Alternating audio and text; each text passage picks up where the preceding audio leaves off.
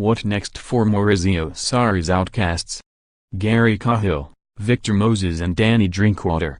A new manager, change of system and style, as well as over £120 million spent on signings saw Chelsea go through a major summer of change.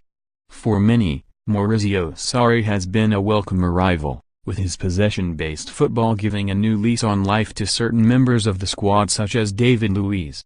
For others, however, Sarri has been a managerial grim reaper, quickly exiling three big names who won't even appear in Thursday night's said rubber against Vidi. Sportsmail assesses the prospects of those players. Gary Cahill. How did he fare under Antonio Conte? Following Cahill's £7 million arrival in January 2011, he has gone on to become one of the most successful players in Chelsea's history, winning the Premier League twice, Champions League, FA Cup twice, Europa League and League Cup.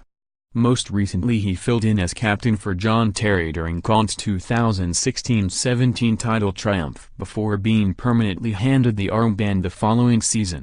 In total the 32-year-old amassed 64 Premier League appearances during Conte's reign. So why doesn't he fit it? The emergence of Andreas Christensen last season had already threatened Cahill's Chelsea future, and he has fallen further down the pecking order with the renaissance of David Luiz. Seeking ball-playing centre-backs who can defend high up the pitch, Sarri does not feel Cahill has the right attributes for this role. Sarri explains, "Every match I have to choose. For me it is not possible to have him on the bench. Maybe he is the best of our defenders in the box, but our defenders may play 100 or 110 balls in a match, so I need defenders to play very technically." After playing 64 Premier League matches in the last 2 seasons, Cahill has been restricted to just 21 Premier League minutes under Sarri, while also ceding the captaincy to Cesar Azpilicueta. What next for Cahill? Speaking on Wednesday, Sarri left the door open for a January exit. "It is not my decision, it is up to him and the club, whether he stays. He is in the last year of the contract, he has to decide for a new contract here or another club." Following his enormously successful time at the club, Chelsea are said to be willing to allow Cahill to leave on loan in January to a club of his choosing. A chance to link up with his former centre-back partner, now Aston Villa assistant, John Terry, is a possibility, while a move to Arsenal is not inconceivable as they search to replace the injured Rob Holding. Victor Moses. How did he fare under Antonio Conte? Prior to Conte's arrival, Moses had been completely frozen out by Chelsea, sent out into the wilderness of the club's loan army where uninspiring stints at Liverpool, Stoke, and West Ham followed. There was considerable skepticism when Conte chose to bring back the Nigerian and make him an essential piece of the 3-4-3 formation as the right wing-back, but a fairy-tale season in which Moses appeared 40 times in all competitions followed. He even scored a crucial winner against Tottenham as Chelsea were crowned champions. During last season's trouble-stricken campaign, Moses was still a regular name on the team sheet. So, why doesn't he fit in? Whereas the change of formation under Conte to a 3-4-3 breathed new life into the Nigerian's Chelsea career, Sarri's 4-3-3 has equally proven to be the kiss of death. Capable as a right wing-back, Moses has been deemed not good enough as a winger, nor defensively savvy enough as a right-back by Sarri. Moses is more suitable to play like a wing-back, rather than like a winger or a full-back, Sarri said. Moses and Drinkwater, have to improve, but their characteristics are a little bit different. A regular in the last 2 seasons, Moses has seen only 165 minutes of action under Sarri. What next for Moses?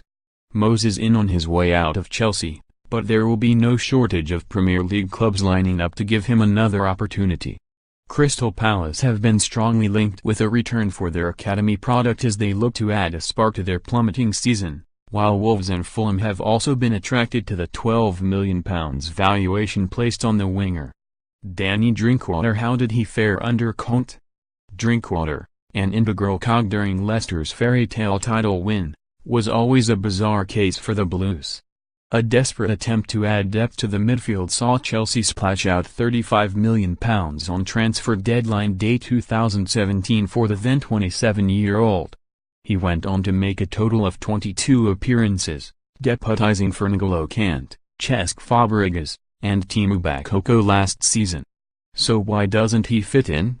Potentially never good enough for Chelsea, Drinkwater's days seemed numbered as early as the summer. The arrival of Sarri and the switch to a three-man midfield made Drinkwater largely redundant in the eyes of the Italian. The situation is that Drinkwater for me is not suitable for a midfield with two midfielders, Sarri said. I told him 2 months ago what I think. Given a brief stay of execution, the Manchester United youth product will almost certainly end his Chelsea exile in January after only appearing on the bench once in the Premier League this season.